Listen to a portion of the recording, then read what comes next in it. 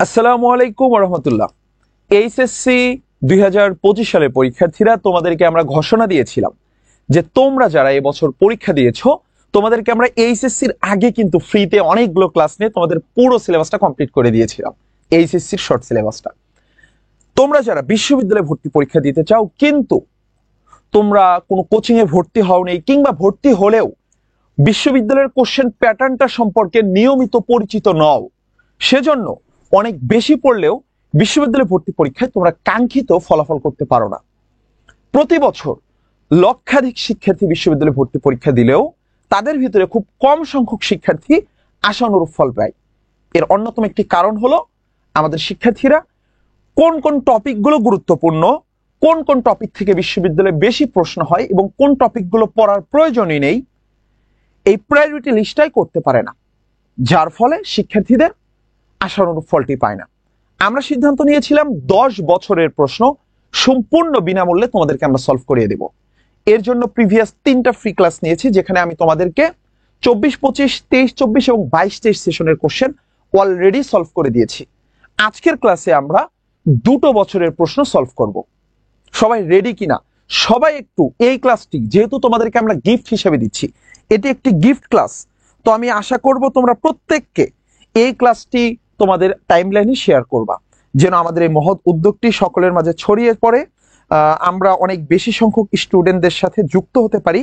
এইটার দায়িত্ব তোমাদের। তোমরা যতজন ক্লাসটা দেখতেছো প্রত্যেককে ক্লাসটা শেয়ার করো। আমি 30 সেকেন্ডের ভিতরে টপিকে ঢুকে যাব, কোশ্চেনে চলে যাব, বাট তোমরা প্রত্যেককে এই ক্লাসটি শেয়ার করতে হবে। কে কোথা থেকে দেখতেছো এইটা একটু জানাবা। হ্যাঁ, তোমরা জানো যে আমি লাস্ট উইকে এই ক্লাসগুলো অফ রাখছিলাম, তার আগের উইকে চালিয়েছি, কারণ তোমাদের কমেন্ট, তোমাদের শেয়ার বা কম সংখ্যক শিক্ষার্থী ক্লাস করতেছে।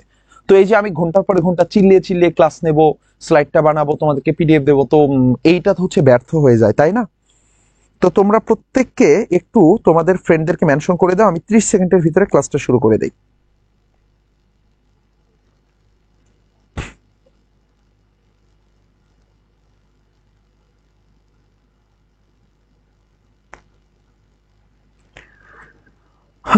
ওকে, আমি দেখতে পাচ্ছি আমাদের সাথে 65 জন, 70 জন ক্লাসটি দেখছে, এবং সবাই একটা কাজ করবা। হ্যাঁ, এই যেমন ধরো যে আমি এখন সহায়কের পেজে আছি, 74 জন দেখতেছো।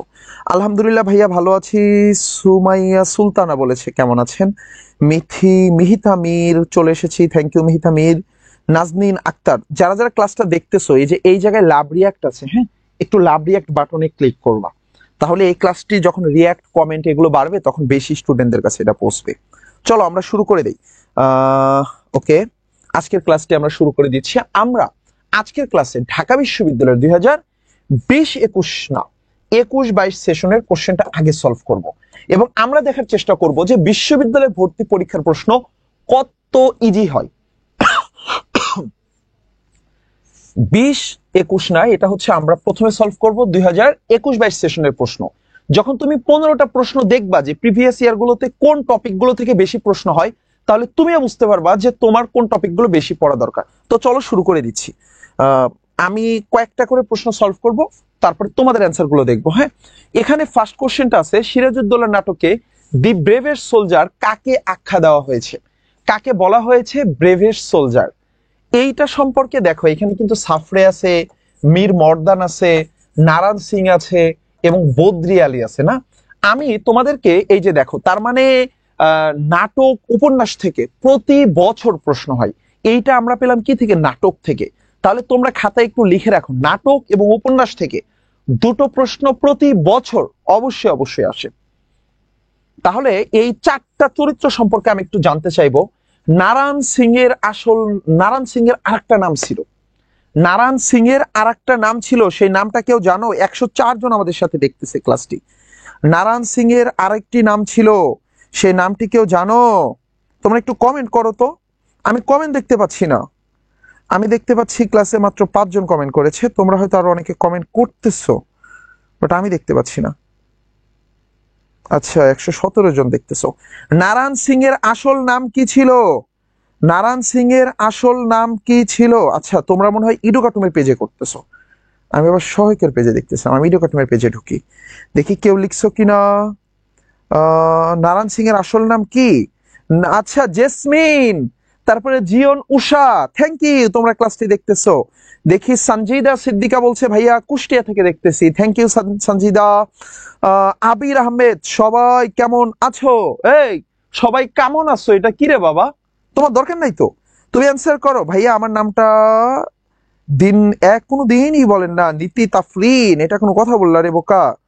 স্যার এখন আমি ঘুরতে আসছি, ক্লাস করবি কেমনে? কেমনে ক্লাস করবা? ফোন হাতের সামনে নিয়ে করবা, দেখবার শুনবা, তাই হয়ে যাবে। দেখো হ্যাঁ, এইটা ফ্রি ক্লাস, এইটা free class, right, thank you. Raisul Johla, এই রাইসুল জোহলাকে নিয়ে, নারায়ণ সিং এর আসল নাম হলো রাইসুল জোহলা। যারা যারা রাইট অ্যান্সার দিয়েছো তাদের সবাইকে ধন্যবাদ। এটাই হচ্ছে কোশ্চেন ব্যাংক সলভের ক্লাসের একটা মজা। তুমি যখন একটা কোশ্চেন সলভ করবা, তুমি অনেকগুলো বিষয় শিখবা। তাহলে এই যে নারায়ণ সিং, নারায়ণ সিং, নারায়ণ সিং এর আসল নাম কি? রাইসুল জোহলা। সে ছিল হচ্ছে নবাব সিরাজউদ্দৌলার একজন গুপ্তচর। তাহলে নবাব সিরাজউদ্দৌলার গুপ্তচর ছিল, তার নাম কি ছিল? রাইসুল জোহলা। সে কি একটা পজিটিভ ক্যারেক্টার না নেগেটিভ ক্যারেক্টার? অবশ্যই পজিটিভ ক্যারেক্টার, কারণ সে কাজ করেছে সিরাজউদ্দৌলার জন্য এবং তাকে কিন্তু হত্যা করা হয়, তাই না? সে তার নিজের জীবন দেশপ্রেমের জন্য, সে কিন্তু দেশপ্রেমিক ছিল। তাহলে নারায়ণ সিং কিরকম ছিল, রাইসুল জোহলা কেমন ছিল? দেশপ্রেমিক ছিল। আচ্ছা, তারপরে তোমরা আমাকে বলবা মীর মর্দান, মীর মর্দান সম্পর্কে বলো তো। ছোট রানী, হ্যাঁ, শাহেদা আক্তার, শাহেদা আক্তার ভাইয়া, এগুলো ইয়েস, এইটা হচ্ছে গিফট ক্লাস, হ্যাঁ, এটা অ্যাডমিশনের গিফট ক্লাস।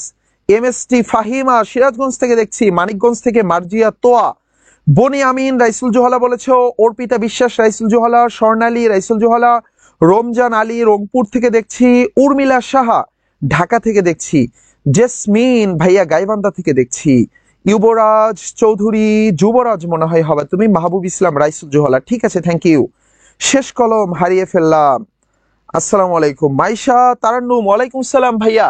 তাহলে দেখো, রাইসুল জোহলা ছিল এইটা। মীর মর্দানও কিন্তু নবাবের পক্ষে ছিল, তাই না? এই মীর মর্দান কি পক্ষে ছিল কিনা বলো দেখি তোমরা। মীর মর্দান এবং এই যে সাফরে, তোমাদের কাছে আমার সেকেন্ড কোশ্চেন, এই সাফরে, সাফরে কিন্তু মীর মর্দানকে বলেছে, কি বলেছে? যে দ্য ব্রেভেস্ট সোলজার। এই সাফরের সাফরের আরেকটা বিখ্যাত উক্তি আছে যে নবাবের সৈনিকদেরকে দেখে মনে হচ্ছিল স্ট্যান্ডিং লাইক পিলার্স। এইটা কে বলেছিল? Standing like pillars. এই উক্তিটাও কিন্তু সাফরের। যদি বলা হয় সিরাজউদ্দৌলা নাটকে দি ব্রেভেস্ট সোলজার, এই মানে এইটা কে বলেছে? বলেছিল হচ্ছে সাফরে। তারপরে স্ট্যান্ডিং লাইক পিলার্স, নবাবের সৈনিকদেরকে দেখে মনে হচ্ছিল স্ট্যান্ডিং লাইক পিলার্স, এটা কে বলেছিল? এই সাফরেই বলেছিল। সাফরে কোন দেশের ছিল তোমরা বলো? সাফরে কোন দেশের ছিল? উর্মিলা সাহা বদরুন্নেসা সরকারি মহিলা কলেজ, মাইশা তারান্নুম নরসিংদী থেকে, উল্লাপাড়া থেকে দেখছে নিয়াজুর রহমান, এই আমার বাড়িও তো সিরাজগঞ্জ রে। হ্যাঁ, রাইসুল জোহলার। আচ্ছা, শাহেদা আক্তার বলে আমার নাম নিয়েছে স্যার, তাইলে আজকে কি 7টায় ক্লাস হবে না? অবশ্যই হবে। আজকে 7টায় পেইড ব্যাচের ক্লাস হবে রে, আজকে 7টায় পেইড ব্যাচের ইংরেজি ক্লাস হবে। আমি এখন ফ্রি ক্লাস নিচ্ছি, গিফট ক্লাস সবার জন্য। তাহলে এই পেজটা থেকে আমরা অনেকগুলো এমসিকিউ শিখে ফেললাম। যে স্ট্যান্ডিং লাইক পিলার্স দেখে মনে হচ্ছে এটা কার উক্তি ছিল? সাফরের। এইটা কোন সালে এসেছে? লাস্ট 4 বছর আগে এই প্রশ্নটা ঢাবিতে হয়েছিল।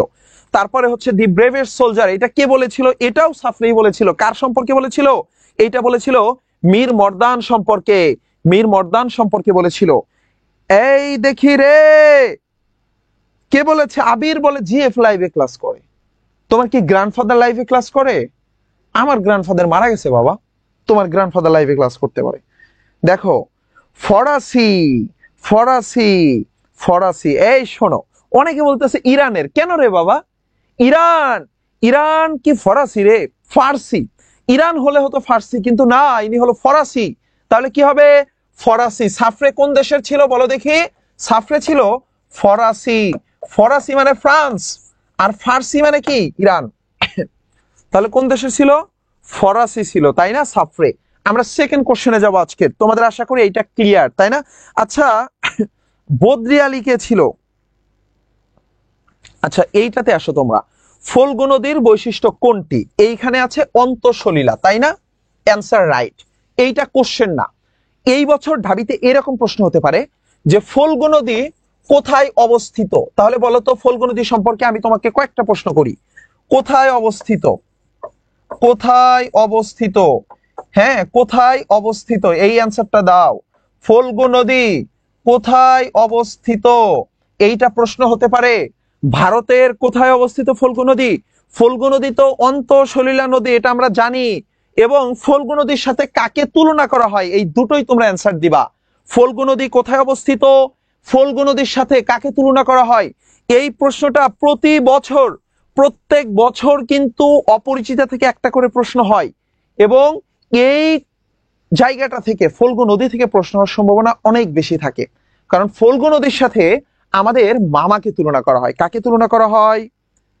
গয়া অঞ্চলে। Thank you. কে বলেছে রে? এমএসটি আমিনা খাতুন সুমাইয়া বলেছে ভারতে। সুমাইয়া, এটা তো শুধু ভারতের হবে না রে বাবা, এটা ভারতের গয়া অঞ্চলে হবে। এবং এই নদীর সাথে তুলনা করা হতো মামাকে। কেন তুলনা করা হতো বলো দেখি? কারণ মামা সংসারটাকে এমন ভাবে তার ভিতরে শুষে নিয়েছিল। ফল্গু নদীটা এমন, এই যে ফল্গু নদীর পানি দেখতে পাচ্ছ, হলুদ কালার পানি, এর উপরে হচ্ছে বালু। তুমি যদি ফল্গু নদী থেকে এক আজলা পানি নিতে চাও, ফল্গু নদী থেকে যদি তুমি এক গ্লাস পানি নিতে চাও, তাহলে কি করতে হবে? আগে এখান থেকে বালু সরাতে হবে। বালুকে সরিয়ে তারপরে তোমাকে পানি নিতে হবে। বালু তোমাকে পানি নিতে বাধা দেবে। সেম ভাবে তুমি যদি অনুপমদের পরিবারের কোনো সিদ্ধান্ত নিতে চাও, কোনো কাজ করতে চাও, মামাকে ডিঙিয়ে তারপরে কাজ করতে হবে। তাহলে মামাকে ভাগ্য দেবতার প্রধান এজেন্ট বলা হতো। অনুপমের ভাগ্য দেবতার প্রধান এজেন্ট কাকে বলা হয়? মামাকে বলা হয়। অনুপমের প্রকৃত অভিভাবককে মামা। তাহলে মামা সম্পর্কে কয়েকটা কথা খুব ইম্পর্টেন্ট। মামাকে বলা হয় প্রকৃত অভিভাবক। কিসের জন্য বলা হয়? মামার প্রভাবের জন্য বলা হয়, নট প্রতিপত্তি। অনেকে কিন্তু দেওয়া মামার প্রতিপত্তির জন্য। প্রতিপত্তি মানে অর্থ সম্পদ। মামার কি অর্থ সম্পদ আছে রে? মামা তো মাত্র 6 বছরের বড়। এই মামার কিচ্ছু নেই। অনুপমের বাবা ওকালতি করিয়া প্রচুর টাকা পয়সা ইনকাম করেছিল, সেই টাকা পয়সা দেখভাল করাই অনুপমের মামার কাজ। তাহলে অনুপমদের পরিবার দেখভাল করাই অনুপমের মামার কাজ। এবং মামাকে তুলনা করা হয় ফল্গু নদীর সাথে তার প্রভাবের জন্য। আশা করি তোমরা ক্লিয়ার হয়েছো। ক্লিয়ার হয়েছো? আচ্ছা, তাহলে আমি নেক্সটটাতে যাই। হ্যাঁ, তাও সিয়া বলছে ভাইয়া কেমন আছেন, অনেকদিন পর আপনার সাথে লাইভে দেখা, তোমার সাথে অনেকদিন পরে দেখা, কেমন আছো তুমি বলো দেখি? হ্যাঁ, অপরিচিতা অচেনা উপমা। সিদরাতুল মুনতাহা বলেছে মামা। রাফসান মাজেদুল বলছে মামাকে। ভাইয়া আপনাকে খুব মিস করি মাজেদুল। আমি কি মরে গেছি? মিস করো কেন ভাই? আমি তো বেঁচে আছি। এবার একটু সহায়কের কমেন্ট গুলো পড়ি। অনেকক্ষণ তো ইডো কার্টুন থেকে কমেন্ট পড়লাম। দেখো, অনশন ধর্মঘটে থাকাকালে এইটা কিন্তু আসবে না, কারণ এই গল্পটা উঠিয়ে দিছে। এই গল্পটা উঠিয়ে দিয়েছে শাহিন আলম সিনওয়ার। তারপরে অভুজ মোহন বলছে মামাকে। মিথিলা চক্রবর্তী বলছে গয়া অঞ্চলকে। জান্নাতুল ফেরদৌস সন্না বলছে মামা শয়তান কি। সি সি সি সি, শয়তান বলিও না বাবা। তাহলে এইটা হবে কি? 4টে চিঠি। এই টপিকটা আর আসবে না। আমি এই কোশ্চেনটা একটু এড়িয়ে গেলাম। এই তাঁত শব্দের অর্থ কি তোমরা সবাই বলো? এইখানে ভুল অ্যান্সার দেওয়া আছে। এইখানে অ্যান্সার যাই থাকুক, তোমার কোনটা রাইট মনে হয় তুমি সেটা অ্যান্সার করো। তাঁত শব্দের অর্থ কি? এইটা সবাই অ্যান্সার করো। তাঁত শব্দের অর্থ কি রে? অ্যান্সার করো সবাই। হ্যাঁ, ইরোকাটুম অনলাইন মাদ্রাসার পেজেও সেম লাইভটা যাচ্ছে, সেখানে হাফেজ সালমান রেজা লিখেছে সবাইকে ঈদে মিলাদুন নবীর শুভেচ্ছা। তোমাদের সবাইকে শুভেচ্ছা। দেখো, তাহলে তাঁত শব্দের অর্থ কি সবাই কমেন্ট করো তো। এই তাঁতেরটা করো বাবা, আগেরটাতে পড়ে আছো কেন? এই প্রশ্নগুলো থেকে আমরা যেগুলো অ্যানালাইসিস করে বের করতেছি, এগুলো কিন্তু পরীক্ষায় আসে। এইটা আমি তোমাদের একটু দেখায় দেই। হ্যাঁ, তাঁত শব্দের অর্থ কি, তাঁত শব্দটা কোন প্রেক্ষাপটে আসছে সেটা দেখতে হবে। তোমরা গ্রামে কি করো? চাচাদেরকে ছোট আব্বু বলো না? তারপর বড় চাচাকে বড় আব্বু বলো না? বা চাচিকে অনেক সময়, কিন্তু এটা কিন্তু বিভিন্ন এলাকায় বলা হয়, সব এলাকায় বলা হয় না। যে ছোট মা, বড় মা, এগুলো বলো না? বলো কিন্তু। তো সেম, তাঁত শব্দের অর্থ হলো বাবা। তাঁত শব্দের অর্থ কি? বাবা। কিন্তু কিন্তু বিভীষণের প্রতি মেঘনাদ তার চাচাকে বলেছিল হাই তাঁত। হে বাবা, হে চাচা, এইটা কি ঠিক হচ্ছে?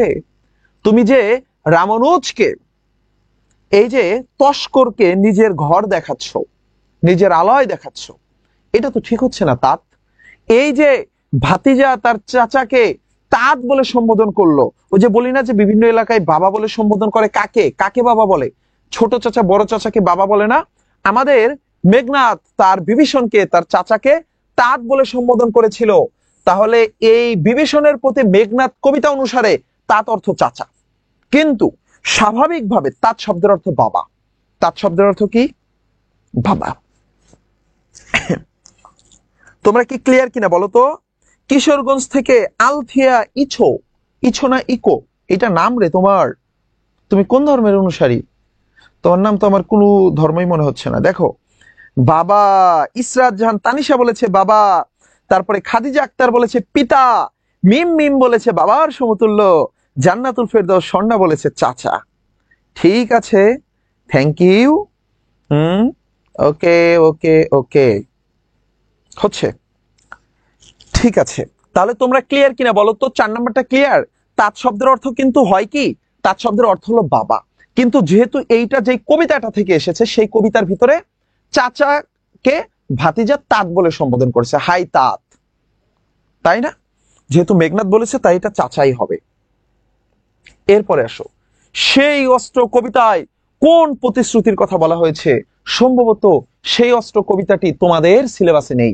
তোমাদের আমি বলে দেই, তোমাদের কিন্তু ফুল সিলেবাস থেকে অ্যাডমিশনের কোশ্চেন হবে। এইখানে মানব প্রেমের কথা বলা হয়েছে, আমি এখানে আর লেট করব না, আমি পরের পেজে চলে যাব। বাট যেহেতু তোমাদের শর্ট সিলেবাসে নেই বা ফুল সিলেবাসে নেই, এইটা আগের বছরের সিলেবাসে ছিল। যেহেতু তোমাদের সিলেবাসে এটা 2021 সালের সিলেবাসে ছিল, 20 সালের সিলেবাসে ছিল, তোমাদের সিলেবাসে নেই, তাই আমি এটা নিয়ে আর আলোচনা করব না, আমি নেক্সটটাতে যাই। আচ্ছা, এইবার দেখো তো ভাইয়া, যে শব্দগুচ্ছগুলো প্রমিত বানানের দৃষ্টান্ত, এই বানান নিয়ে আমি তোমাদেরকে পড়িয়েছি, ক্লাস করিয়েছি। তোমরা ইউটিউবে ঢুকলে এখন আমার বানানের ক্লাস দেখবা, ওই ক্লাসটা করলেই তোমরা এগুলো কমন পাবা, যে কোথায় কোথায় প্রবলেম দেখা যাচ্ছে। সমীচীন হয় কেমনে? হয় না। আকাঙ্ক্ষা উচিত। তাহলে এই তিনটা তুমি যদি দেখো, তিনটার সবগুলোই শুদ্ধ নেই, কিন্তু এই সবগুলোর ভিতরে যে সমীক্ষণ, বিশা, বাল্মীকি, পরিষ্কার, তারপরে বিভীষিকা, পুণ্যপৌনিক, এরা হবে কি পুনঃপৌনিক, এখানে কিন্তু পুণ্যপৌনিক হবে না, তার মানে এখানেও ভুল। এই যে প্রত্যেকটাতে একটা করে ভুল আছে, সবগুলো ঠিক আছে কোনটা? এই নির্নিমেষ, অপরায় এবং মুমূর্ষু। অনেকে কিন্তু ভুল করো, কি করো? মুমূর্ষ দাও, এই মুমূর্ষ কিন্তু হবে না, মুমূর্ষই হবে। যেহেতু এটা বানানের টপিক, আমরা এখানে না থাকি, আমরা একটু নেক্সট টপিকটাতে যাই। বারান্দাওয়ালা টুপির নিচে শব্দের ঘষায় ঘষায় আগুন জ্বলে ওঠে। আমাদের নুরুল হুদা যাচ্ছিল কলেজে, ইসাক নিয়ে এসে বলতেছে ফরেন জানা হোগা। ফরেন মানে কিন্তু বিদেশ না, এটা হচ্ছে পাকিস্তানি ভাষায়, উর্দু ভাষায় বলছে যে মানে খুব দ্রুত যেতে হবে, চলে। আব্দুল সাত্তার, সাত্তার মিরিধা কা ঘর জানা হোগা, মানে সে আবার আব্দুল সাত্তার মিধার বাড়ি যাবে, আপনি তাড়াতাড়ি তাড়াতাড়ি চলে যান। এই যে আমরা রেইনকোট গল্পটা পড়েছিলাম, এটা কিন্তু প্রত্যেক বছরের জন্য ইম্পর্টেন্ট। তোমাদের এই বছর রেইনকোট গল্পটা ইম্পর্টেন্ট, এই বছরের জন্য রেইনকোট গল্পটা অনেক ইম্পর্টেন্ট। তোমরা প্রত্যেককে এটা ভালো করে পড়বা। তাহলে এইটা কোথা থেকে এসেছে? এই যে বারান্দাওয়ালা টুপির নিচে শব্দের ঘষায় ঘষায় আগুন জ্বলে উঠছে, যখন সে হচ্ছে কলেজে যাচ্ছিল রেইনকোট পরে। আচ্ছা, এইখান থেকে আমি একটু কয়েকটা কোশ্চেন করি, হ্যাঁ, দেখি তোমরা অ্যান্সার দিতে পারো কিনা। রেইনকোট গল্প থেকে আমি কয়েকটা প্রশ্ন ধরি। আচ্ছা বাবা, আমি উত্তর বাদ দিচ্ছি। আলটিয়া ইকো, এটা জাস্ট এফবি নেম, আমার নাম আইরা। ওই শাহিন আলম শিওর, তোমারে ধরে ঢেল মারবো। কয় শায়েক ভাইয়া আপনার বাড়ি কোথায়? আমার নাম শায়েক রে, আমার নাম নোমান, সহায়ক হলো পেজের নাম। ভাই উত্তর দেওয়া আছে, উত্তরটা বাদ দেন, রাইট? ওকে যাও, উত্তর বাদ দিলাম, উত্তর বাদ দিলাম। আমি জাস্ট তোমাদের কিছু প্রশ্ন করে অ্যান্সার দাও। মিন্টুর শ্যালক কত তারিখে, কত তারিখে মগবাজারের বাসা থেকে চলে যায়? সরি, মিন্টু শ্যালক না, নুরুল হুদার শ্যালক। নুরুল হুদার শ্যালক কত তারিখে চলে যায়? অথবা এইটা বলো, মগবাজারের বাসা তারা কত তারিখে ছাড়ে? বলো তো, মগবাজারের বাসা, কেউ পারো? অ্যান্সার দাও তো। আমি একটু তোমাদের কমেন্ট গুলো পড়ি। সেকেন্ড আরেকটা অ্যান্সার দিবা, নুরুল হুদা কোন বিষয়ের প্রভাষক ছিল, কোন বিষয়ের লেকচারার ছিল। থার্ড কোশ্চেন, পাকিস্তানের গায়ের কাটা শহীদ মিনার, শহীদ মিনার গুলোকে ভেঙে দেন। সকল স্কুল কলেজ থেকে শহীদ মিনার ভেঙে দেওয়ার জন্য প্রস্তাবনা দিয়েছিল কে, তার নাম বলবে। সেটা তো কলেজের প্রিন্সিপাল, এটা আমরা জানি, তাই না? প্রিন্সিপালের নাম কি ছিল এটা একটু তোমরা বলবা। তিনটা অ্যান্সার দিবে। ইয়েস, 23শে জুন, 23শে জুন। কে দিয়েছে রে? শাহিনুর ইসলাম সাথী দিয়েছে, 7 ডি। জোনাকির আলো বলছে 23শে জুন খাদিজা আক্তার। খাদিজা আক্তার বলেছে কেমিস্ট্রি। শাহিন আলম সিনোয়ার বলেছে 23 তারিখে। Thank you. মেঘনা মেঘ বলেছে কেমিস্ট্রি, মিম মিম বলেছে রসায়ন, 23শে জুন। হ্যাঁ, ওই ভদ্রলোকের নামটা বলো তো, যে বলেছিল, যে পরামর্শ দিয়েছিল সকল স্কুল কলেজ থেকে শহীদ মিনার গুলোকে ভেঙে দেন। কে বলেছিল বলো দেখি? প্রফেসর আফাজ আহমেদ। প্রফেসর আফাজ আহমেদ। আচ্ছা, আরেকটা কোশ্চেনের অ্যান্সার দাও, সর্বশেষ প্রশ্ন। উর্দুর প্রফেসরের নাম কি? উর্দুর প্রফেসরের নাম কি? উর্দুর প্রফেসরের নাম কি? এই অ্যান্সারটা সবাই একটু ঝটপট দাও, আমি একটু তোমাদের কমেন্ট গুলো পড়ি। উর্দুর প্রফেসরের নাম কি ছিল রে? বলো তো।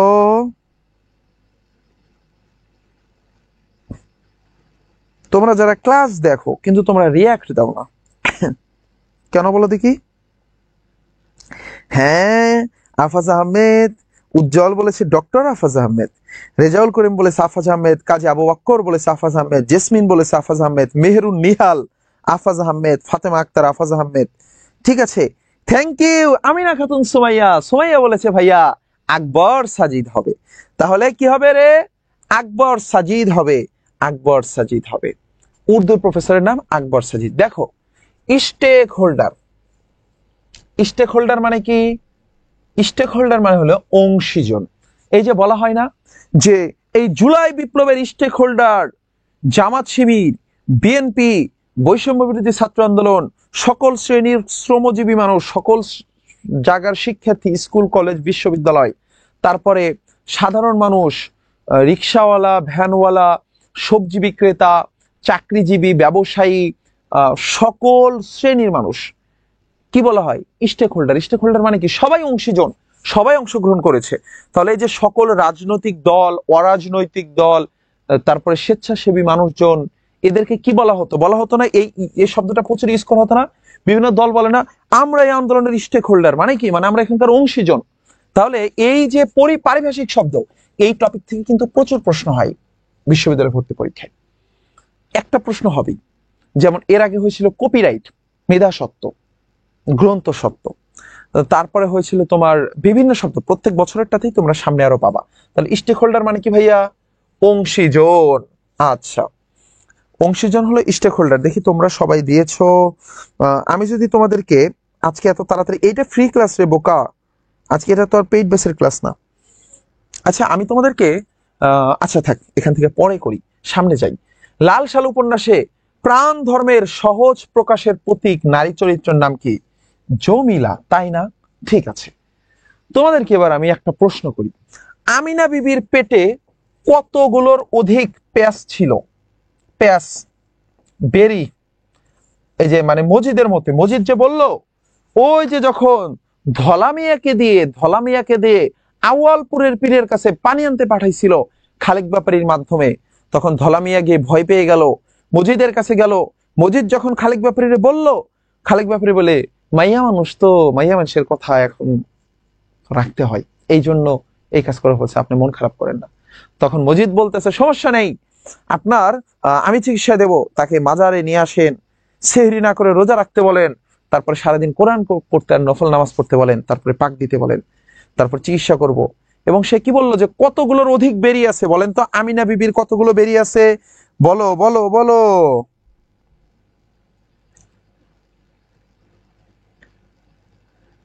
হুম, 14-এর অধিক, 14-এর অধিক, 14-এর অধিক, 14-এর অধিক। আচ্ছা আচ্ছা, ঠিক আছে। এরপরে আসো, শোনো, তোমরা একটু দেখার চেষ্টা করো ভাইয়ারা। এরপরে রহিমা বিবি দেখেছি আমরা, হাসুনির মা দেখেছি। আচ্ছা বলো তো, হাসুনির মাকে কি কালার পাড়ের, মানে কোন রঙের পাড়ের একটি শাড়ি দিয়েছিল মজিদ? তাহলে তোমরা আমাকে 4টা প্রশ্নের উত্তর দিবা, এটার অ্যান্সার আগে দাও। হাসুনির মাকে কোন পাড়ের শাড়ি উপহার দিয়েছিল? লাল সাল উপন্যাস থেকে এই 4টা ক্যারেক্টার থেকেই প্রশ্ন আসার সম্ভাবনা অনেক বেশি। লাল সাল উপন্যাস থেকে 4টা ক্যারেক্টার থেকে প্রশ্ন আসার সম্ভাবনা অনেক বেশি। আমি 4টা ক্যারেক্টার সম্পর্কে সর্বোচ্চ 10টা ইনফরমেশন দিব, প্রত্যেককে অনেক মনোযোগ দিয়ে শুনবা। ফার্স্ট থেকে আসো। তাহলে রহিমা, আমি তোমাদের একটা প্রশ্ন ছুড়ে দিয়েছি তাই না? হাসুনির মাকে কি রঙের পাড়ের শাড়ি উপহার দিয়েছিল? অ্যান্সার দাও, আমি ইনফরমেশন গুলো দিই। রহিমার যে বিশ্বাস মজিদের প্রতি, সেটাকে কিসের সাথে তুলনা করা হয়েছে? এটার অ্যান্সার কমেন্ট বক্সে দিবা। এরপরে জমিলাকে কি বলা হয়েছে? প্রাণ ধর্মের সহজ প্রকাশের প্রতীক। জমিলাকে মাজারের খুঁটির সাথে বেঁধে রাখা হয়েছিল। জমিলাকে কি বলা হয়েছিল? বলা হয়েছিল যে আমাদের বাড়ির ঝি, মানে কি কাজের মেয়ে হিসাবে তুলনা করা হয়েছিল যখন সে মাজারে জিকিররত অবস্থায় মাজারের সামনে গিয়েছিল। তারপরে মজিদের দ্বিতীয় স্ত্রী ছিল জমিলা। আমিনা বিবি সম্পর্কে, আমিনা বিবির পা কেমন ছিল? আমিনা বিবির পা ছিল সুন্দর সাদা, যেই পাতে কখনো কাদামাটি লাগেনি, বৃষ্টির পানি লাগেনি। এই পা দেখেও, আমিনা বিবির পা দেখেও সিরিয়াস হয়ে যায় আমাদের লুচ্চা মজিদ। লুচ্চা বললাম কেন, তোমরা পুরো উপন্যাস পড়লে বুঝবা। এরপরে আমিনা বিবির সাথে কত বছরের সংসার ছিল, কত বছর বয়সে বিয়ে হয়েছিল, এই ইনফরমেশন গুলো তোমরা কমেন্ট বক্সে দাও।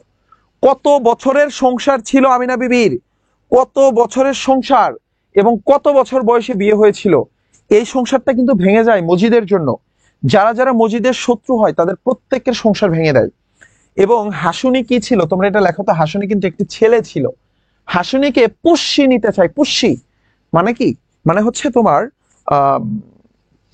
ওকে পুষ্যি নিতে চায়, যে ওকে হচ্ছে লালন পালন করবে, এটাকে অ্যাডপ্ট করা বলে তাই না? কে? রহিমা। হাসিনী ছিল হচ্ছে মোটা তাজা একটা ছেলে, তাই না? আসো, এই ইনফরমেশন গুলো একটু তোমরা সবাই কমেন্টে আমি একটু দেখি তোমরা কি কি অ্যান্সার করলা। তোমরা অ্যান্সার করেছো 14-এর অধিক। আচ্ছা, বেগুনি রঙের শাড়ি ফাতেমা আক্তার বলেছো, রাফসান মাজিদুল বলেছো, সাবিহা শিফা বলেছো, আমিনা খাতুন সুমাইয়া বলেছো। এই বোকা, বেগুনি রঙের পাড়ের শাড়ি হবে রে। কি লিখেছো? নীল কালার লেখো। এরপরে দেখো, সাদা হবে না। ইয়েস, সুন্দর পাচ্ছিল। আসো, ওই তোমারে ধরে পিটাবো। লিখছে 45 বছরের সংসার। বোকা ছেলে কোথাকার, ওর 45 বছরের সংসার ছিল রে। 13 বছর বয়সে বিয়ে হয়েছিল। 13 বছর বয়সে বিয়ে হয়েছিল। 13 বছর বয়সে বিয়ে হয়েছিল বাবা। আর একজন লিখছে 33 বছরের সংসার।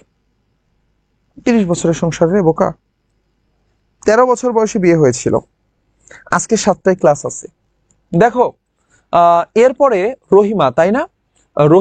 রহিমার যে বিশ্বাস মজিদের প্রতি, এটাকে ধ্রুব তারার সাথে তুলনা করা হতো। কিসের সাথে? এটা খুব ইম্পর্টেন্ট। ধ্রুব তারার সাথে তুলনা করা হতো।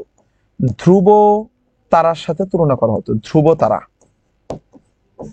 মানে মজিদকে এত বিশ্বাস করত, সেটাকে ধ্রুব তারার সাথে তুলনা করা হয়েছে। এবং এবং মজিদের প্রতি রহিমার যে বিশ্বাস, সেটাকে হচ্ছে গ্রামবাসীর একটি রূপ। ঠিক আছে, গ্রামবাসী মজিদের একটি রূপ, রহিমার একটি রূপ। জমিলা সম্পর্কে যেটা বলছিলাম, জমিলা ছিল তার দ্বিতীয় স্ত্রী। তার হচ্ছে একটু ছোট মেয়ে বিয়ে করার ইচ্ছা ছিল। যখন বিয়ে করতে যায় তখন জমিলা কি বলেছিল? জমিলা বলেছিল যে তানি বুঝি দুলার বাপ, এত বড় মানুষ, আমি একটা ছোট্ট মেয়ে। ওই যে গান আছে না, আমি ছোট্ট একটা মেয়ে, বুড়া বেটার লগে বাবা দিয়েছে আমায় বিয়ে। তো এটা হলো সেম, জমিলার জন্য সেম অবস্থা। হাসুনি হচ্ছে একটা ছেলে যাকে পুষ্যি নিতে চায়। কে নিতে চায়? আমাদের রহিমা। আচ্ছা, হাসুনির মায়ের কয় ভাই বোন ছিল এটা জানো তোমরা? 4টা ভাই ছিল। 3টা ভাই ছিল। 3টা ভাইয়ের ভিতরে ছিল তাহের, কাদের এবং রতন। রতন থেকে একটা প্রশ্ন প্রতি বছর হয়, প্রায় বছর হয়। সেটা হলো রতনের ইচ্ছা কি, স্বপ্ন কি, শখ কি? রতন কি হতে চায়? রতন কেরায়া নদীর নৌকার মাঝি হতে চায়। কেরায়া নৌকার মাঝি হতে চায়। তাহলে কে কেরায়া নৌকার মাঝি হতে চাই, রতন হতে চাই। এবং মজিদ যখন প্রথম গ্রামে প্রবেশ করে তখন তাকে মতিগঞ্জের সড়কের উপর সেজদার ভঙ্গিতে বসে থাকা কে দেখছিল? দেখছিল আমাদের তাহের কাদির, কারণ তারা তখন মাছ ধরতে গেছিল, তাই না? আসো আমরা নেক্সট কোশ্চেনে যাই। নিশ্চয় পারবো, এই শব্দের নিশ্চয়টি কি? নিশ্চয়টি হচ্ছে একটি অনন্যয়ী অব্যয়। আমরা যখন পরবর্তীতে তোমাদেরকে ব্যাকরণের ক্লাসগুলো নেব, সেগুলোতে আমরা এই অব্যয়ের প্রকারভেদগুলো আরো সুন্দর করে পড়িয়ে দেব। তবে এইটুকু জেনে রাখো যে এই পদ থেকে প্রতি বছর একটা করে প্রশ্ন অবশ্যই হয়। আমার এতদিনের ভুল সংশোধন করার এই শেষ সুযোগ আমাকে নিতে হবে। সিরাজ কোন প্রসঙ্গে এই কথা বলেছিল? তাহলে দেখেছো কি পরিমাণে প্রশ্ন হচ্ছে নাটক উপন্যাস থেকে? অলরেডি কিন্তু একটা হয়ে গেছে শুরুতে, তাই না? দ্য ব্রেভেস্ট সোলজার কাকে বলা হয়? বলে মীর মর্দানকে, একটা পেয়েছি। তারপরে লাল সালু সম্পর্কে একটা পেলাম, আবার একটা কি নিয়ে পেলাম? সিরাজউদ্দৌলাকে নিয়ে পেয়েছি। তার মানে তুমি যদি নাটক উপন্যাস পারো তারপরেও ঢাবিতে তুমি 2 মার্ক ইজিলি পেয়ে যাবা। তোমাকে কিন্তু পাস পেতে হবে 15-র ভিতরে তুমি যদি পাস পাও তাই তুমি পাস করে ফেলবা, ঢাবিতে চান্স পেয়ে যাবা। এইটা হচ্ছে কোন প্রসঙ্গে? এটা হবে যুদ্ধক্ষেত্রে সরাসরি গমন প্রসঙ্গে, যে সিরাজউদ্দৌলা বলতেছে যে আমার এতদিনের যে ভুল, এই যে এদেরকে বিভিন্ন ছাড় দিয়ে চলা, এই ভুল আমাকে এখন সংশোধন করতে হবে, আমাকে সরাসরি নিজে যুদ্ধে গমন করতে হবে। আচ্ছা, তাহলে এটা হচ্ছে যুদ্ধক্ষেত্রে সরাসরি গমন সম্পর্কে। তোমাদেরকে আমি 4টা কোশ্চেন করবো, তোমরা একটু অ্যান্সার দিবা। হ্যাঁ, নাম্বার 1 কোশ্চেন, নবাব সিরাজউদ্দৌলাকে কোন কয়েদখানায় নিয়ে যাওয়া হয়? কোন কয়েদখানায় হত্যা করা হয়? নাম্বার 1 কোশ্চেন, কোন কয়েদখানায়? কয়েদখানার নাম বলবা। নাম্বার 2, নবাব সিরাজউদ্দৌলাকে কে হত্যা করে? নাম্বার 3, নবাব সিরাজউদ্দৌলাকে কত টাকার বিনিময়ে, নগদ কত টাকার বিনিময়ে হত্যা করা হয়? নাম্বার 4, কার নির্দেশে হত্যা করা হয়? 4টা অ্যান্সার আমি বলে দেব, ঠিক আছে? এই তোমরা 4টা কোশ্চেনের অ্যান্সার দাও, আমি আবার কোশ্চেনগুলো বলে দিই, তোমরা লিখতে থাকো। নাম্বার 1, নবাব সিরাজউদ্দৌলাকে কোন কয়েদখানায় নিয়ে যাওয়া হয়? নাম্বার 2, কে হত্যা করে, কত টাকার বিনিময়ে হত্যা করে, নগদ কত টাকার বিনিময়ে, আর কার নির্দেশে হত্যা করে? 4টা অ্যান্সার দাও, আমি বাকিগুলো একটু বলি। নবাব সিরাজউদ্দৌলার মাতার নাম ছিল আমিনা বেগম এবং তার স্ত্রীর নাম ছিল লুৎফুন্নেসা। এই লুৎফুন্নেসাকে আবার পছন্দ করতো মীর মিরন, যে হলো মীর জাফর আলী খান সাহেবের ছেলে। মীর মিরন কাকে পছন্দ করতো? লুৎফুন্নেসাকে। লুৎফা একটা বাচ্চা মেয়ে, সিরাজি তো বাচ্চা মেয়ে, এই বয়স আর কত হবে, 17-18 বছরের একটা ছেলে। তোমাদের চেয়ে বড় ছিল, ছোট ছিল, তোমাদের চেয়ে ছোট হয়ে সে একটা নবাব হয়েছে, সে একটা বিয়ে করছে। তো এইটুকু একটা বাচ্চা ছেলে, ওর বয়স মাত্র 18-20, ও বিয়ে করে ফেলছে, ও পুরো ভারতবর্ষ চালাইছে। আর তুমি কি করতেছো? তুমি নবাব সিরাজউদ্দৌলার বয়সে রিলস দেখে অন্যজনকে রিলস ভেস্তেছো যে আজ হোয়েন, ঠিক আছে, এটা লেখে আজ হোয়েন, এবং এটা শেয়ার দেয়, বিভিন্ন রিলস শেয়ার দেয়। আজ হোয়েন তোমার কোনো কালেই হবে না, এই হোয়েন আর তোমার জীবনে আসবে না, কারণ যারা আজ হোয়েন লেখে তাদের জীবনে আজ হোয়েন আসে না। এই ছেলেটা বাচ্চাকাল থেকে ওর নানা যতদিন বেঁচে ছিল চমৎকার চমৎকার কাজ করছে। তুমি আজকে কাজ করে যাও, তুমি দেখবা যে খুব বাচ্চাকালে 18 বা 28-30 বছরে তুমি নবাব সিরাজউদ্দৌলার মতো তোমার জীবনে একজন লুৎফুন্নেসা চলে আসবে ইনশাল্লাহ। ঠিক আছে, লুৎফুন্নেসাতে পেতে হলে এই আস হোয়েন দিয়ে রিল শেয়ার করা যাবে না, এখান থেকে বের হয়ে আসো।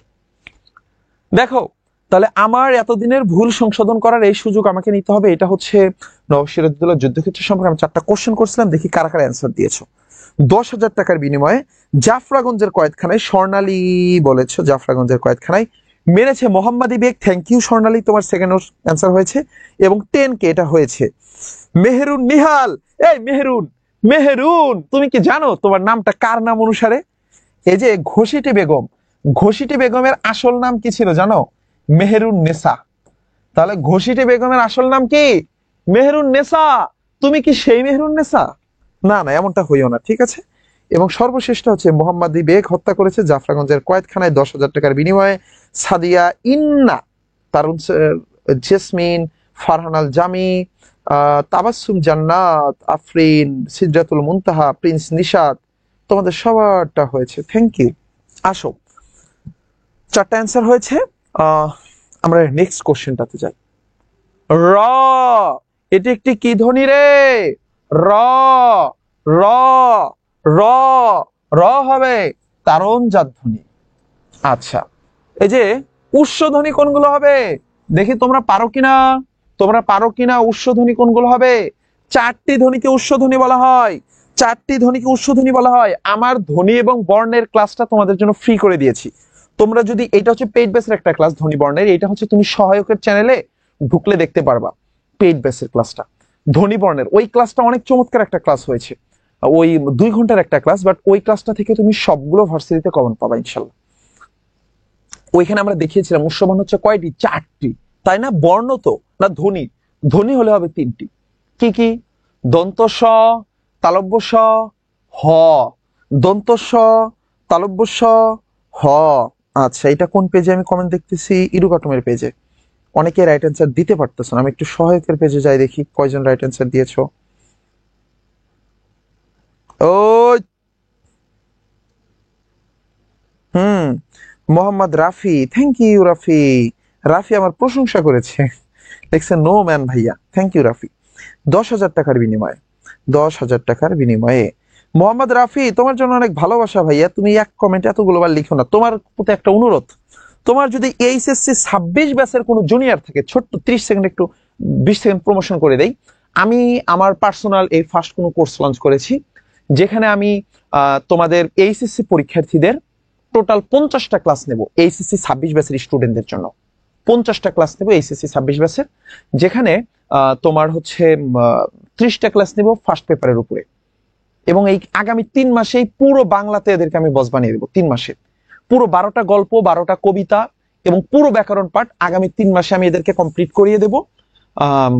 এইটার কোর্স ফি হলো এখন 999 টাকা রাখতেছি।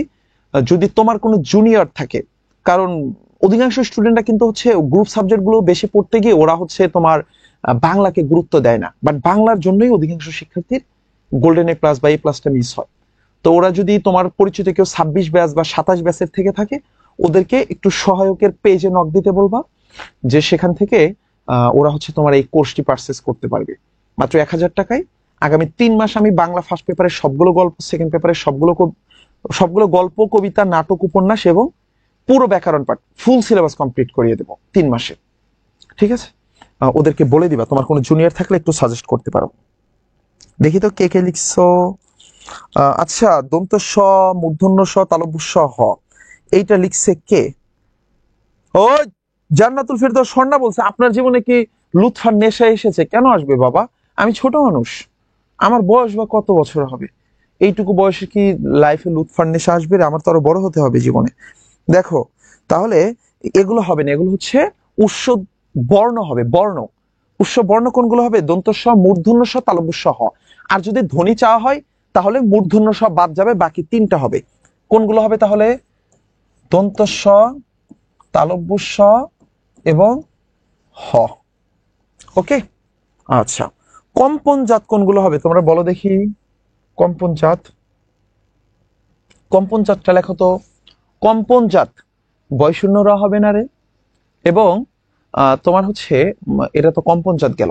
আর একটা আছে পার্শ্বিক ধ্বনি। পার্শ্বিক, পার্শ্বিক বলা হয় কাকে? ল কে। কারণ ল যখন উচ্চারণ করো তখন দুই পাশ দিয়ে বাতাস বের হয়ে যায়, এই জন্য পার্শ্বিক ধ্বনি বলা হয়। আমরা নেক্সট কোশ্চেনে যাই, 13 নাম্বার। তমিশ্রা শব্দের যথাযথ উচ্চারণ কোনটি? তমিশ্রা, তো মিশ্রা। কাহিনীটাকে আমি একটু ভেঙে দেবো, এটা অল্প করে ভেঙে দেয়। হ্যাঁ, আমরা শিখেছিলাম যদি অধ্বনির পর হ্রস্ব ইকার, দীর্ঘ ইকার, হ্রস্ব উকার, দীর্ঘ উকার এগুলোর কোনো একটা থাকে, তাহলে অধ্বনিটা কি হয়ে যায়? ও হয়ে যায়। তাহলে তটা কি হয়ে যাবে রে? তো হয়ে যাবে, কারণ এরপর একটা হ্রস্ব ইকার আছে, তো। আচ্ছা, এবং যদি রফলা থাকে, রফলা থাকলে যেই বর্ণের সাথে থাকবে সেটা 2বার উচ্চারিত হবে।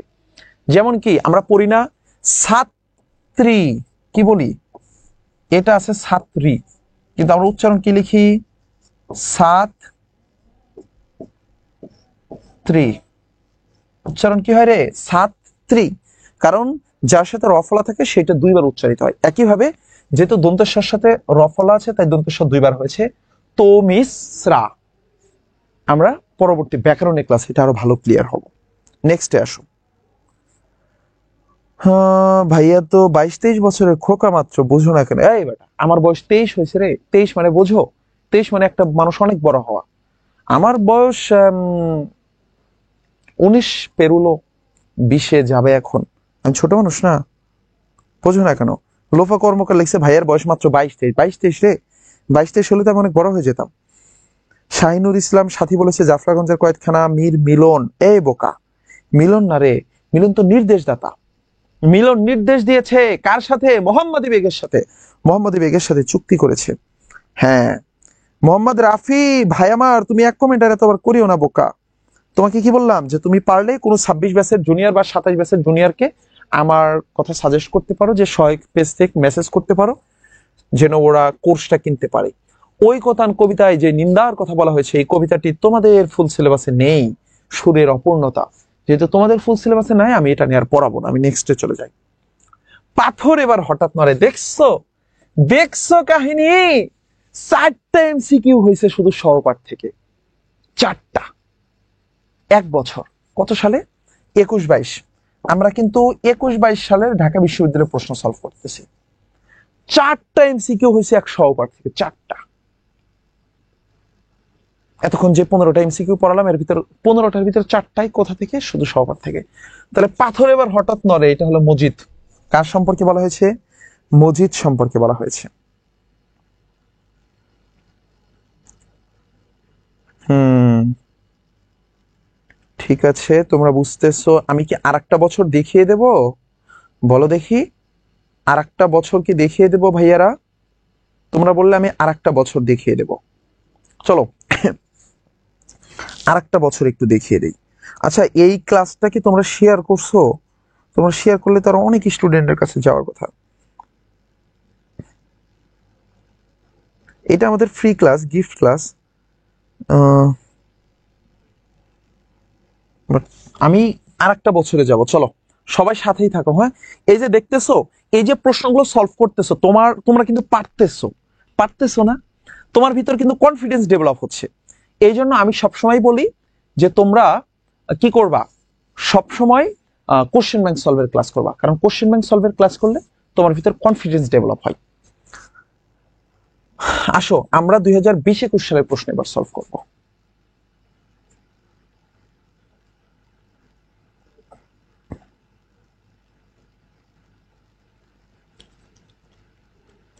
বিশ একুশ সালের প্রশ্ন সলভ করব। আসো, তোমরা রেডি কিনা বলো তো? তোমরা রেডি? রেডি ভাইয়া, রেডি। ওকে, চলো। ফার্স্ট কোশ্চেন, মিলিটারি যাদের পছন্দ করছে তাদের ঠেলে দিচ্ছে পিছনে দাঁড়ানো একটি লরির দিকে। আচ্ছা, এইটা হচ্ছে আমাদের রেইনকোট গল্প থেকে এসেছে। তাহলে এইখানে কি বোঝানো হয়েছে? এই যে লরির দিকে দিচ্ছে মানে একটি অনিশ্চয়তার দিকে পাঠিয়ে দিচ্ছে, যে মানে তাদের ভাগ্যে যে কি অপেক্ষা করতেছে এটা তারা জানে না। এখানে অনিশ্চয়তা প্রকাশ পেয়েছে। তার মানে কি বুঝলা?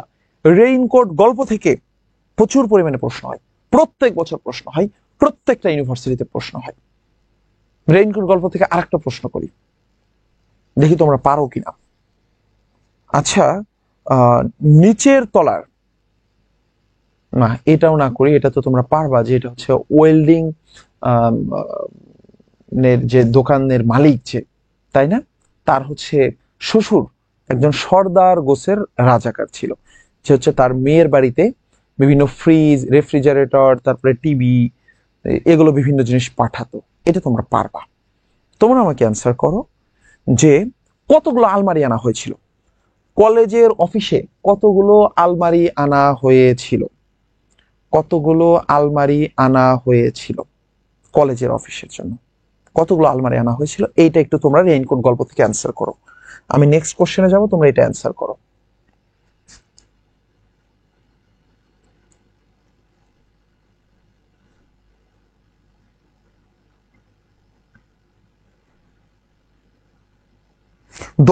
দশটি সাদত হোসাইন।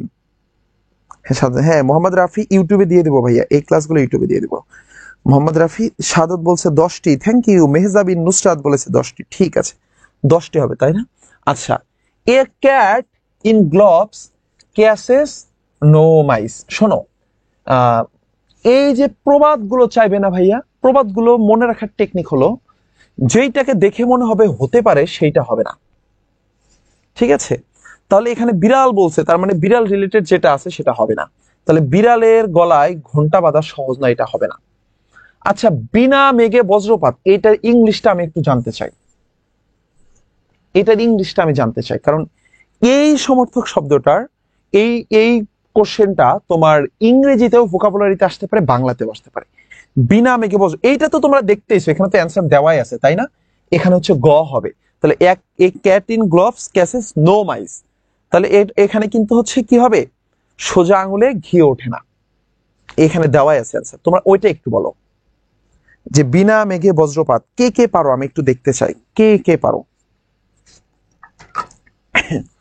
বিনা মেঘে বজ্রপাত, বিনা মেঘে বজ্রপাত।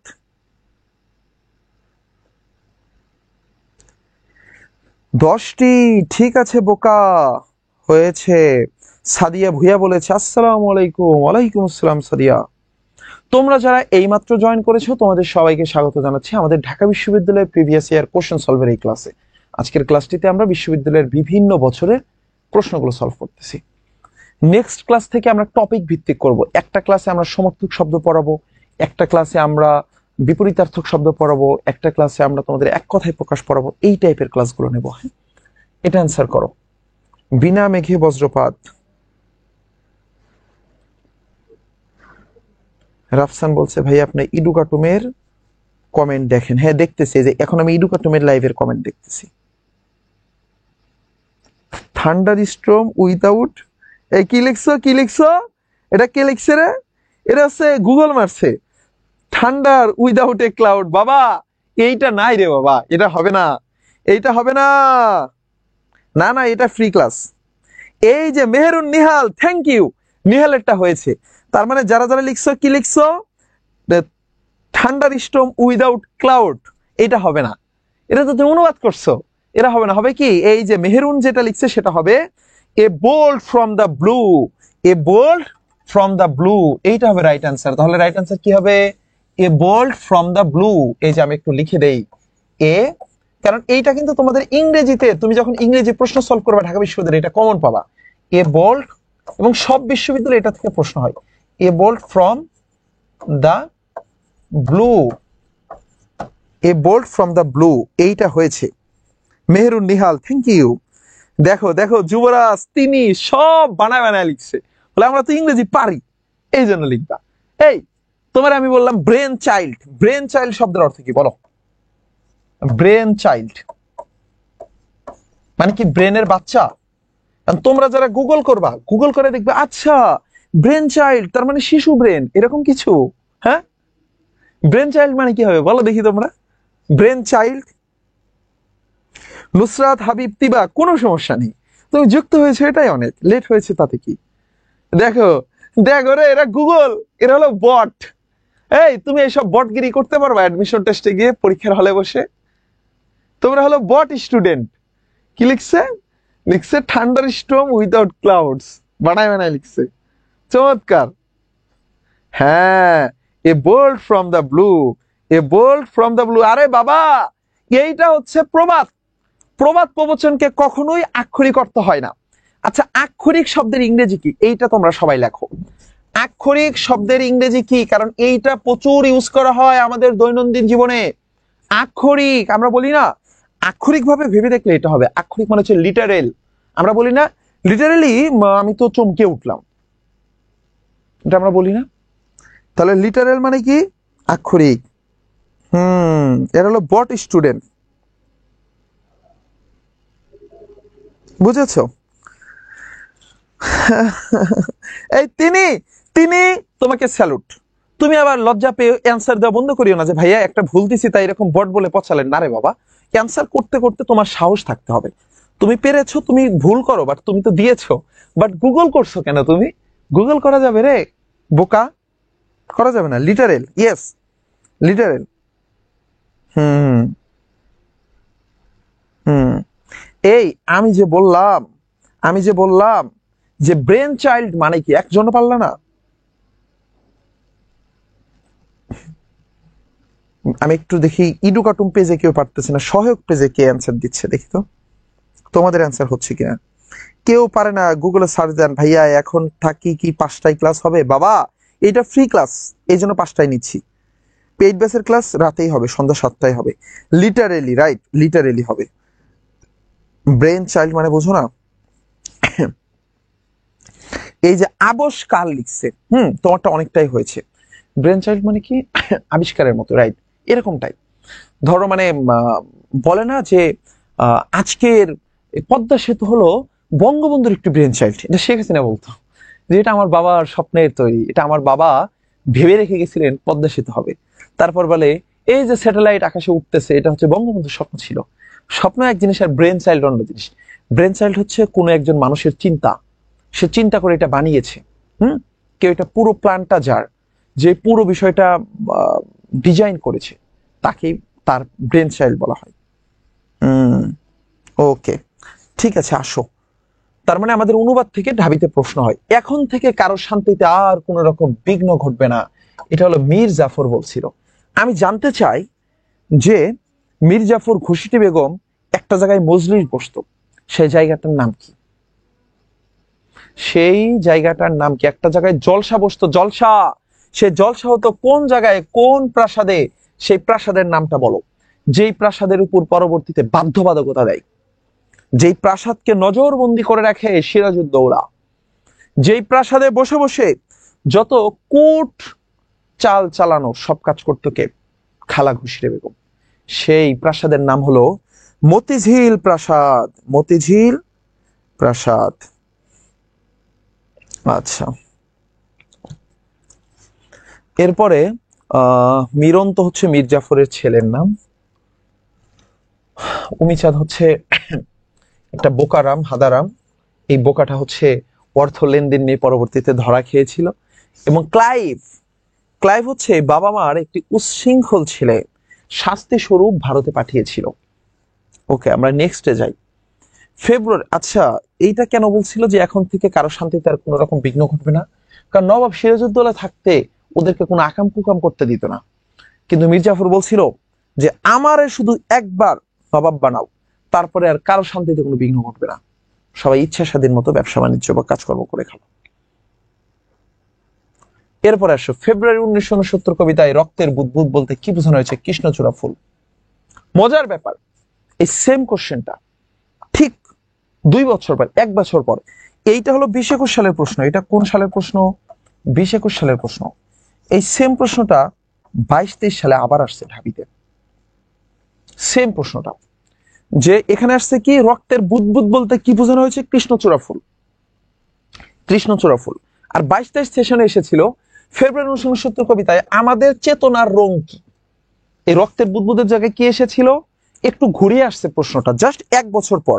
মানে মাঝখানে হলো 21-22 বাদ গেছে, 21-22 আসে নাই, বাট 22-23 আবার এই সেম কোশ্চেনটা এসেছে। কিভাবে? এখানে ছিল 20-21 এসেছিল যে ফেব্রুয়ারি 1969 কবিতায় রক্তের বুদবুদ বলতে কি বোঝানো হয়েছে, আর 22-23 সালে এসেছিল যে 1969 কবিতায় আমাদের চেতনার রং কোনটি, সেখানে অ্যান্সার হয়েছিল কৃষ্ণচূড়া ফুল। কারণ কৃষ্ণচূড়া ফুলও লাল, রক্তের বুদবুদও লাল, আমাদের চেতনাও লাল। কারণ লাল রক্ত দিয়ে আমাদের ভাইরা 1969 কবিতায় রাজপথকে রঙিন করেছিল। ঠিক আছে, আসো। মানুষ স্বার্থের জন্য অন্ধ হয়ে যায়, এটা 52 দিনগুলো থেকে এসেছে। যে নুরুল কে বলতো, যে এই যে আমাদের যে হচ্ছে তৎকালীন সময়, যদি 52 দিনগুলো থেকে আর প্রশ্ন হবে না, তারপর একটু জানিয়ে রাখি যে আমাদের পূর্ববঙ্গের যিনি ছিল তখনকার সময়ে, কি বলা হয়, মুখ্যমন্ত্রী ছিল, সে কি করছিল? সেই সরকার হোসেন নুরুল সাহেব কি করলো? সে হচ্ছে পুলিশকে ছাত্রদের উপর গুলি চালানোর নির্দেশ দিল, যার কারণে অসংখ্য মানুষ মারা গেল। সে স্বার্থের জন্য অন্ধ হয়ে গেল, দেশে একটি গন্ডগোল লেগে গেল। লাল সাল উপন্যাসে মজিদ সম্পর্কে প্রাসঙ্গিক নয় কোনটি? যে মজিদ সংসার ও উদাসীন্য। এই বেটা, মজিদ কি সংসার উদাসীন্য ছিল? না, মজিদ কিন্তু সংসারের প্রতি খুবই খেয়ালি ছিল। ধান, গরু, ছাগল, ডিম সবকিছুর দিকে সে উদাসীন্য ছিল না, সে খুবই খেয়ালি ছিল। তার মানে এটা কি হবে? প্রাসঙ্গিক নয়। আচ্ছা, চরিত্র সম্পর্কে প্রাসঙ্গিক নয়। আচ্ছা, লাল সাল উপন্যাসে মজিদ চরিত্র সম্পর্কে প্রাসঙ্গিক নয়, তার মানে মজিদ কিন্তু সংসারে উদাসীন ছিল না, সংসারের প্রতি খেয়ালি ছিল। এরপরেরটাতে আসো আবারও লাল সালু থেকে, তাহলে আগের বছরে দেখেছিলাম শুধু সহপাঠ থেকে 4টা প্রশ্ন আসছে, দেখো এই বছর কতগুলো আসে। লাল সালু উপন্যাসের সম্পত্তি নিয়ে স্বার্থ বুদ্ধি প্রকাশক একটি উদ্ধৃত কোনটি? যে ঠ্যাঙা বেটিরে ঠ্যাঙা, মানে হাটে গেছে ধান বিক্রি করতে, তাহের কাদের বিক্রি টিক্রি করে বাড়ি চলে আইছে, টাকা পয়সা যা পাইছে সব উড়াই আইছে হাটে বিভিন্ন কাজকর্ম করে। তো এখন ওর মা হচ্ছে গালিগালাজ করতেছে যে বুড়া, এই বুড়া তুই কি মনে করস এগুলা সব তোর সন্তান? তো অনেক অপবাদ দিছে, এ তো খুব খেপে গেছে। তখন কি বলছে যে সে হচ্ছে বউকে মারতে যাচ্ছে, যে ওরে নুডলস, তোর থলির দোষ। একটা নুডলস আছে না, বিভিন্ন তো নুডলস আছে, কোকোলা আছে, তারপরে ওই যে ম্যাগি আছে, তো সেরকম একটা নুডলস এর নাম বলছে বুড়া। হ্যাঁ, তাহের কাদেরের বাপ। আচ্ছা, ড্যাঙা বুড়া, ড্যাঙা বুড়া কি বলতেছে, বলছে ওরে নুডলস, তোর থলির দোষ, তোর ছলবাল এরকম করে। এখন ছেলেরা কি বলতেছে, ঠ্যাঙা বেটিরে ঠ্যাঙা, মানে ওরা তো স্বার্থের জন্য নিজের বাবার পক্ষপাতিত্ব করে নিজের মারে মারতে বলতেছে। ঠিক আছে, তো এখানে হচ্ছে এইটাই স্বার্থবুদ্ধি প্রকাশক একটি উদ্ধৃত। আচ্ছা, এরপরে আসো সিরাজউদ্দৌলা নাটকে স্ট্যান্ডিং লাইক পিলার্স, এটা হচ্ছে নবাবের সৈন্যদের বলা হয়েছে। আমি তোমাদের অলরেডি বলেছি যখন এর আগের বছরেরটা এর পরের বছর প্রশ্ন সলভ করেছিলাম 21-22-এও বলেছিলাম যে একটা প্রশ্ন হয়েছিল সাফরে সম্পর্কে, যে সাফরে মীর মর্দানকে বলেছিল স্ট্যান্ডিং, মীর মর্দানকে বলেছিল দ্য ব্রেভেস্ট সোলজার, মীর মর্দানকে কি বলেছিল দ্য ব্রেভেস্ট সোলজার, আর নবাবের সৈন্যদের সম্পর্কে বলেছিল যে স্ট্যান্ডিং লাইক পিলার্স। সাফরে কোন দেশে ছিল? ফরাসি ছিল। তাহলে এটা কে বলছে, এই লাইনটা বলছে হলো সাফরে। সাফরে কি বলছে? Standing like pillars. তাহলে দেখতে পাচ্ছ কতগুলো প্রশ্ন হচ্ছে, মানে অ্যাটলিস্ট 3 থেকে 4টা প্রশ্ন, 3 থেকে 4টা প্রশ্ন সহপাঠ থেকে হয়। সহপাঠ ভালো করে পড়তে হবে। বৃক্ষ, আচ্ছা এটা হচ্ছে জীবন ও বৃক্ষ থেকে এসেছে। হ্যাঁ, মোতাহার হোসেন চৌধুরী, যে বৃক্ষ যে কেবল বৃদ্ধির ইশারা তা নয়, প্রশান্তিরও প্রতীক। তোমরা যখন পড়বা তখন এটা দেখবা, জীবন ও বৃক্ষ তোমাদের পড়তে হবে, সেখানে তোমরা দেখতে পাবা যে রবীন্দ্রনাথ ঠাকুর বৃক্ষকে কিসের সাথে তুলনা করেছে? মানুষের জীবনকে নদীর সাথে তুলনা করেছে। আর লেখক কিসের সাথে তুলনা করেছে? লেখক তুলনা করেছে বৃক্ষের সাথে। লেখক বলতেছে যে বৃক্ষ যে কেবল বৃদ্ধির ইশারা তা নয়, এটি প্রশান্তিরও একটি ইঙ্গিত। বৃক্ষের জীবনের সাথে বৃক্ষ শুধুমাত্র ডালপালা বড় হওয়াই এর মূল লক্ষ্য উদ্দেশ্য নয়, বরং ফুল ফল দিয়ে মানুষকে সহযোগিতা করার মূল উদ্দেশ্য। সেম ভাবে মানুষের জীবনও সেম। আসো, আহ্বান গল্পে বৃদ্ধার কবর প্রসঙ্গে উল্লেখিত শরতের কটু কটুতিতপ্ত বঞ্ঝব, তাহলে এই পদবন্ধটি সঞ্চার করে কিসের? এটা হচ্ছে নিঘুর ও বেদনা। এখানে হচ্ছে লেখক লেখক কলকাতায় মাস্টারি করেন, সে যখন গ্রামে যায়, যেদিন বৃদ্ধ মারা যায়, বৃদ্ধকে কবর দেওয়া হয়েছে কোন গাছের নিচে? কেউ কি অ্যান্সার দিতে পারবা? এনিওয়ান, তোমরা একটু অ্যান্সার দাও তো। বৃদ্ধাকে কোন গাছের নিচে কবর দেওয়া হয়েছে? একটি প্রাচীন গাছের নিচে কবর দেওয়া হয়েছে, প্রাচীন গাছ। সেই গাছটার নাম কেউ বলতে পারবা রে বোকারা? বৃদ্ধাকে কোন গাছের নিচে কবর দেওয়া হয়েছে? ভাইয়া, আপনি শোয়াই দিলে আমরা কিলাই দিব, মানে কি রে বাবা, কি বলছো? তোমরা ক্লাস শেয়ার করছো না, তোমরা ক্লাস করছো না।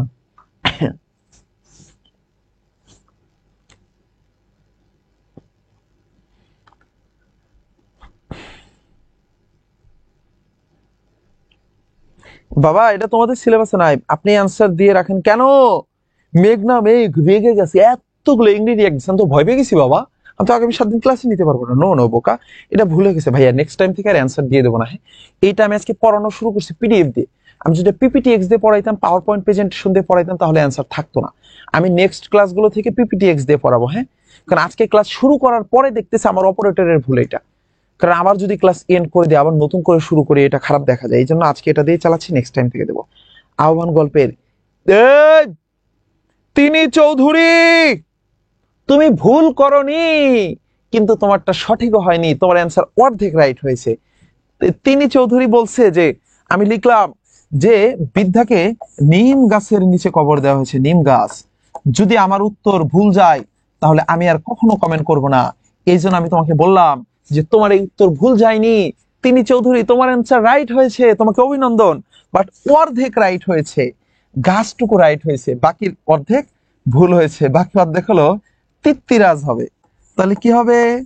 তিত্তিরাজ। বৃদ্ধাকে কোন গাছের নিচে কবর দিয়েছে রে? তিত্তিরাজ গাছের নিচে। এটা তোমাদের পড়তে হবে, তোমাদের সিলেবাসে নেই, তা থেকে এখান থেকে কোশ্চেন হবে। তাহলে বৃদ্ধাকে কোন গাছের নিচে কবর দিয়েছে রে? তিত্তিরাজ গাছের নিচে। তিনি চৌধুরী তোমার অ্যান্সার কিন্তু হয়েছে, 50% হয়েছে, গাছটুকু হয়েছে, নিমটুকু হয় নাই। তাহলে কি হবে? তিত্তিরাজ গাছ, নিম গাছ না। বৃদ্ধাকে কবর দিয়েছে।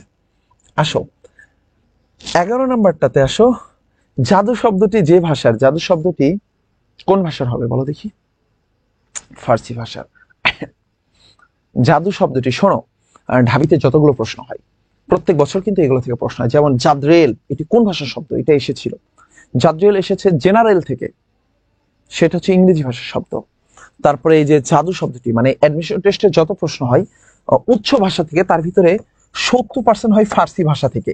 এটা একটা চোরামি টেকনিক শিখে দেই, তুমি পারতেছো না যে মানে কোন একটা ওয়ার্ড আসছে এটা কোন ভাষা থেকে হয়েছে, এটা তুমি কোনোভাবে পারতেছো না, বাট মনে চাচ্ছে অ্যান্সার দিয়ে আসবা, তখন 4টা অপশনের ভিতরে যদি ফার্সি থাকে ফার্সিটা দাগায় দিয়ে আসবা। কারণ বাংলা ভাষায় সর্বোচ্চ পরিমাণে শব্দ এসেছে ফার্সি থেকে, এবং অ্যাডমিশন টেস্টে ফার্সি থেকে বেশি প্রশ্ন হয়। এটা একটা চোরামি বুদ্ধি, বাট সবসময় অ্যাপ্লাই করতে যাও না। তাহলে জাদু শব্দটি কোন ভাষা থেকে এসেছে? ফার্সি থেকে। ভাই এটা কই থেকে হয়েছে? জাদু ঘরে কেন যাব, জাদু ঘরে কেন যাব, এইটা তোমাদের বইয়ের ভিতরে আছে, এবং এইখানের শব্দ অর্থে গেলে দেখা যায় যে জাদুঘর শব্দটি এসেছে ফার্সি শব্দ জাদু, এবং এই যে আমাদের শব্দ ঘর এইখান থেকে। ব্যর্থ, বীযোগ অর্থ। তাহলে রস্বইকার যদি থাকে, রস্বইকারের পরে ও আসলে কি হয়ে যায়? জফলা হয়ে যায়। বীযোগ অর্থ ব্যর্থ। ইতি যোগ আদি, ইত্যাদি, ইতি যোগ আদি। তাহলে কি ঘটতেছে ভাইয়া? রস্বইকারের সাথে একটি অ বা আ হলে জফলা হয়ে যায়, কি হয়ে যায়? ইত্যাদি। দেখেছো? জফলা, তাহলে রস্বইকার এবং ওয়া মিলে হয় জফলা, এবং আকার আছে তাই আকার হয়ে গেছে ইত্যাদি। ইতি যোগ আদি, ইত্যাদি। এইভাবে তুমি যতগুলো শব্দ পাবা যেখানে রস্বইকারের পরে ওয়া বা আ থাকলেই জফলা হয়ে যায়, তাহলে রস্বইকারের পরে ওয়া বা আ দিতে হবে। কি আছে? বিযোগ অর্থ ব্যর্থ। সন্ধি থেকে এসেছে, এটা স্বরসন্ধি থেকে। আচ্ছা, যে সম্পর্কটি বিসদৃশ, মানে এর ভিতরে মিল নাই, অমিল। অমিল কোনটার ভিতরে? নিরন্ধ্র এবং নিবিড়। এখানে হচ্ছে কি নেই? মানে অমিল, কোনো মিল নেই। আবিধানিক ক্রম অনুসারে সজ্জিত শব্দ, এগুলো আমি তোমাদের এর আগের একটা ক্লাসে দেখিয়েছি, তোমরা প্রিভিয়াস ক্লাসটা দেখে নিবা। আজকের ক্লাসটা আমাকে দ্রুত শেষ করতে হবে, আমি শেষ করে দিচ্ছি। আবিধানিক ক্রম অনুসারে কোনটা হবে? এটা ঘ হবে। এবং 15 নাম্বারটা চক্ষুর দ্বারা গৃহীত গোচর। চক্ষুর দ্বারা গৃহীতটা কি হবে ভাইয়া? গোচর হবে। রাফসান নেক্সট টাইম থেকে অ্যান্সার দেব না।